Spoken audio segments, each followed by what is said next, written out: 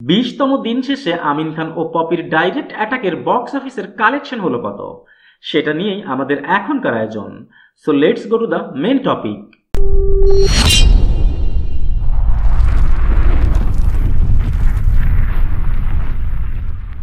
আমিন খান ও পপি বাংলা চলচ্চিত্রের দুই সুপারস্টার।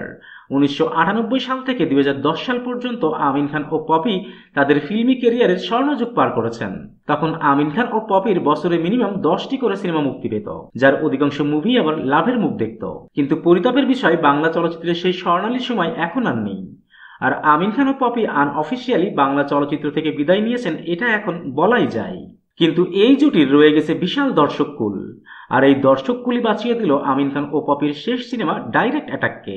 যে মুভি নিয়ে স্বয়ং পরিচালকও সন্দিহান ছিলেন, তার এই মুভি প্রোডাকশন হাউসের লগ্নিকৃত টাকা ফেরত আনতে পারবে কি না, সেই পরিচালক সাদেক সিদ্দিকীর মুখে এখন হাসি। আর হিটের গন্ডি পার করে ডাইরেক্ট অ্যাটাক এখন সুপার হিটের পথে।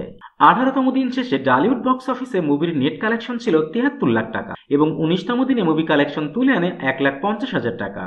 আর আজ ছিল মুভির 20তম দিন, আর আজ মুভি নেট কালেকশন তুলে আনে আরো 1 লাখ টাকা।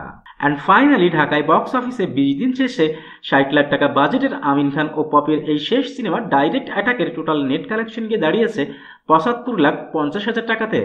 That's it for today. আবারও দেখা হবে নতুন কোনো ভিডিওতে নতুন কোনো মুভির বক্স অফিসের কালেকশনের রিপোর্ট নিয়ে।